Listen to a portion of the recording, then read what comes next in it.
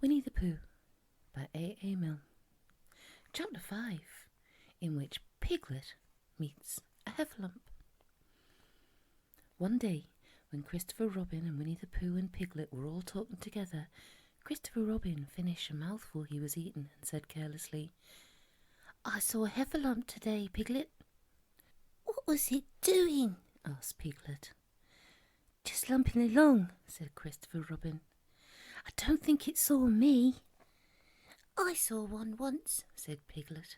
"At least, I think I did," he said. "Only, perhaps it wasn't." "So did I," said Pooh, wondering what a heffalump was like. "You don't often see them," said Christopher Robin carelessly. "Not now," said Piglet. "Not at this time of year," said Pooh. Then they all talked about something else until it was time for Pooh and Piglet to go home together. At first, as they stumped along the path which edged the 100-acre wood, they didn't say much to each other.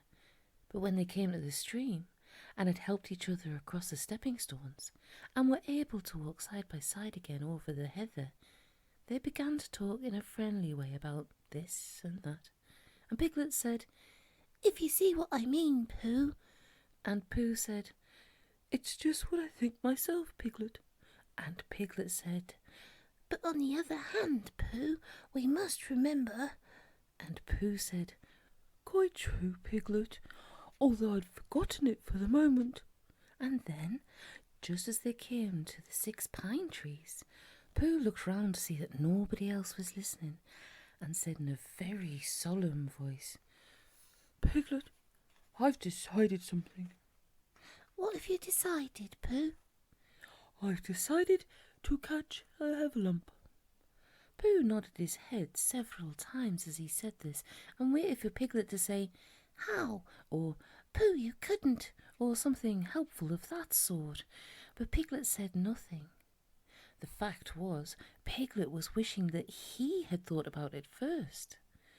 "I shall do it," said Pooh, after waiting a little longer, "by means of a trap, and it must be a cunning trap, so you will have to help me, Piglet." "Pooh," said Piglet, feeling quite happy again now, "I will." And then he said, "How shall we do it?" And Pooh said, "That's just it. How?" And then they sat down together to think it out. Pooh's first idea was that they should dig a very deep pit, and then the heffalump would come along and fall into the pit and— "Why?" said Piglet. "Why what?" said Pooh. "Why would he fall in?" Pooh rubbed his nose with his paw and said that the heffalump might be walking along, humming a little song and looking up at the sky, wondering if it would rain, and so he wouldn't see the very deep pit until he was halfway down, and then it'd be too late. Piglet said that this was a very good trap, but supposing it were raining already? Pooh rubbed his nose again and said that he hadn't thought of that. And then he brightened up and said that if it were raining already, the heffalump would be looking at the sky, wondering if it would clear up, and so he wouldn't see the very deep pit until he was halfway down, when it would be too late. Piglet said that now that this point had been explained, he thought it was a cunning trap.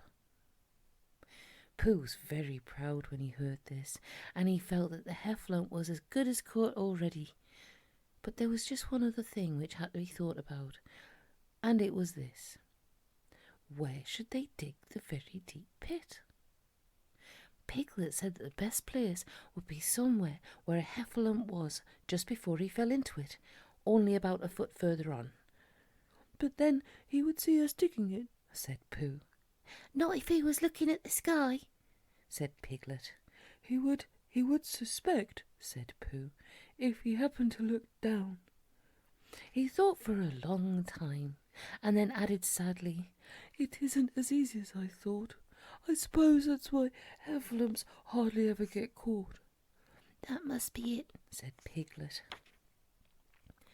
They sighed and got up, and when they'd taken a few ghost prickles out of themselves, they sat down again, and all the time Pooh was saying to himself, If only I could think of something, for he felt sure that a very clever brain could catch a heffalump if only he knew the right way to go about it. Suppose, he said to Piglet, you wanted to catch me, how would you do it? Well, said Piglet, I should do it like this. I should make a trap, and I should put a jar of honey in the trap, and you would smell it, and you would go in after it, and I would go in after it, said Pooh excitedly, only very carefully so as not to hurt myself. Then I would get to the jar of honey, and I could lick around the edges, first of all pretending that there wasn't any more, and then I should walk away and think about it a little, and then I should come back and start licking in the middle of the jar, and then... Yeah, well, never mind about that. There you would be, and there I should catch you. Now, first thing to think of is, what do heffalumps like? I should think acorns, shouldn't you? We'll get a lot of ice. Wake up, Pooh! Pooh, who had gone into a happy dream, woke up with a start and said that honey was a much more trappy thing than acorns. Piglet didn't think so, and they were just going to argue about it when Piglet remembered that if they put acorns in the trap, he would have to find the acorns. But if they put honey, then Pooh would have to give up some of his own honey. So he said, all right, honey then. Just as Pooh remembered it too, and was going to go and say, all right, acorns. Honey, said Piglet to himself in a thoughtful way, as if it were now settled. I'll dig the pit while you go and get the honey. Very well, said Pooh, and he stomped off. As soon as he got home, he went to the larder and he stood on a chair and took down a very large jar of honey from the top shelf. It had honey written on it, but just to make sure, he took off the paper cover and looked at it, and it looked just like honey. But you never can tell, said Pooh. I remember my uncle saying once that he had seen cheese just this colour. So he put his tongue in and took a large lick. Yes, he said, it is, no doubt about that. And honey, I should say, right down to the bottom of the jar, unless, of course, he said, somebody put cheese at the bottom just for a joke. Perhaps I'd better go a little further. Just in case heffalumps don't like cheese. Same as me. And he gave a deep sigh. I was right. It is honey, right the way down. Having made certain of this, he took the jar back to Piglet, and Piglet looked up from the bottom of his very deep pit and said, Got it? And Pooh said, Yes, but it isn't quite a full jar. And then he threw it down to Piglet, and Piglet said, No, it isn't. Is that all you got left? And Pooh said, Yes, because it was. So Piglet put the jar at the bottom of the pit and climbed out, and they went off home together. Well, good night, Pooh, said Piglet when they'd got to Pooh's house. And we meet at 6 o'clock tomorrow morning by the pine trees and see how many heffalumps we have got in our trap. 6 o'clock, Piglet. And have you got any string? No. Why do you want string? To lead them home with. Oh, I think heffalumps come if you whistle. Some do and some don't. You can never tell with heffalumps. Well, good night. Good night. And off Piglet trotted to his house, trespassers were, while Pooh made his preparations for bed. Some hours later, just as the night was beginning to steal away, Pooh woke up suddenly with a sinking feeling. He'd had that sinking feeling before, and he knew that what it meant. He was hungry. So he went to the larder, and he stood on a chair and reached up to the top shelf and found nothing. That's funny, he thought. I knew I had a jar of honey there, a full jar full of honey right up to the top, and it had honey written on it so that I should know it was honey. That's very funny. And he began to wander up and down, wondering where it was, and murmuring a murmur to himself like this. It's very, very funny, 'cause I know I had some honey, because it had a label on saying honey. A gluptuous full of pot too, and I don't know where it's got to. No, I don't know where it's gone. Well, it's funny." He had murmured this to himself 3 times in a singing sort of way, when suddenly he remembered he had put it into the cunning trap to catch a heffalump. "Oh, bother," said Pooh. "It all comes of trying to be kind to heffalumps." And then he got back into bed. But he couldn't sleep. The more he tried to sleep, the more he couldn't. He tried counting sheep, which is sometimes a good way of getting to sleep. And as that was no good, he started trying to count heffalumps. And that was worse, because every heffalump that he counted was making straight for a pot of Pooh's honey and eating it all. For some minutes he lay there miserably. But when the 587th heffalump was licking its jaws and saying to itself, "Very good honey, this. I don't know when I've tasted better," Pooh could bear it no longer, and he ran straight to the 6 pine trees. The sun was still in bed, but there was a lightness in the sky over the 100-acre wood, which seemed to show that it was waking up and would soon be kicking off the claws. In the half-light, the pine trees looked cold and lonely, and the very deep pit seemed deeper than it was, and Pooh's jar of honey at the bottom was something mysterious, a shape and no more. But as he got nearer to it, his nose told him that it was indeed honey, and his tongue came out, and he began to polish up his mouth, ready for it. "Oh, bother," said Pooh, as he got his nose inside the jar. "A heffalump has been eating it." And then he thought a little and said, "Oh no, I did. I forgot."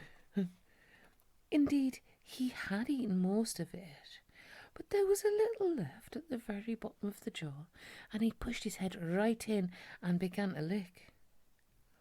By and by, Piglet woke up, and as soon as he woke, he said to himself, "Ow!" Then he said bravely, "Yes," and then still more bravely, "Quite so." But he didn't feel very brave, for the word which was really jiggetting about in his brain was heffalumps. What was a heffalump like? Was it fierce? Did it come when you whistled? And how did it come? Was it fond of pigs at all? If it was fond of pigs, did it make any difference what sort of pig? Supposing it was fierce with pigs, would it make any difference if the pig had a grandfather called Trespassers William? He didn't know the answer to any of these questions, and he was going to see his first heffalump in about an hour from now. Of course Pooh would be with him, and it was much more friendly with too. But suppose heffalumps were very fierce with pigs and bears. Wouldn't it be better to pretend that he had a headache and he couldn't go up to the 6 pine trees this morning? But then suppose that it was a very fine day and there was no heffalump in the trap. Here he would be, in bed all the morning, simply wasting his time for nothing. What should he do? And then he had a clever idea. He would go up very quietly to the 6 pine trees now, peep very cautiously into the trap, and see if there was a heffalump there. And if there was, he would go back to bed, and if there wasn't, he wouldn't. So off he went. At first he thought that there wouldn't be a heffalump in the trap, and then he thought that there would, and as he got nearer he was sure that there would, because he could hear it heffalumping about like anything.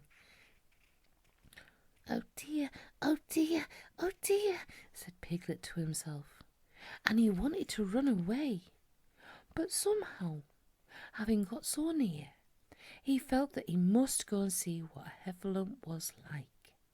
So he crept to the side of the trap and he looked in. And all the time Winnie the Pooh had been trying to get the honey jar off his head. The more he shook it, the more tightly it stuck. "Bother," he said inside the jar, and "Oh, help!" and mostly "Oh!" And he tried bumping it against things, but as he couldn't see what he was bumping it against, it didn't help him. And he tried to climb out of the trap, but as he could see nothing but jaw, and not much of that, he couldn't find his way. So at last he lifted up his head, jaw and all, and made a loud roaring noise of sadness and despair. And it was at that moment the piglet looked down. "Help, help!" cried Piglet. "A heffalump! A horrible heffalump!" And he scampered off as fast as he could, still crying out, "Help, help! A horrible heffalump! A horrible horrorlump! A horrible, horrible heffalump!" And he couldn't stop crying and scampering until he got to Christopher Robin's house. "Whatever's the matter, Piglet?" said Christopher Robin, who was just getting up. "Hef!" said Piglet, breathing so hard he could hardly speak. "A heffalump!" "Where?" "Up there," said Piglet, waving his paw. "What did it look like?" Like it had the biggest head you ever saw, Christopher Robin. A great enormous thing like nothing. A huge big, well, like I don't know, like an enormous big nose, like a jaw." "Well," said Christopher Robin, putting on his shoes, "I shall go and look at it. Come on." Piglet wasn't afraid if he had Christopher Robin with him, so off they went. "I can hear it, can't you?" said Piglet anxiously as they got near. "I can hear something," said Christopher Robin. It was Pooh, bumping his head against a tree root he had found. "There," said Piglet. "Isn't it awful?" And he held on tight to Christopher Robin's hand. Suddenly, Christopher Robin began to laugh, and he laughed, and he laughed, and he laughed. And while he was still laughing, crash went the heffalum's head against the tree root, smash went the jaw, and out came Pooh's head again. Then Piglet saw what a foolish Piglet he had been, and he was so ashamed of himself that he ran straight off home and went to bed with a headache. But Christopher Robin and Pooh went home to breakfast together. "Oh, Bill," said Christopher Robin, "how I do love you." "So do I," said Pooh.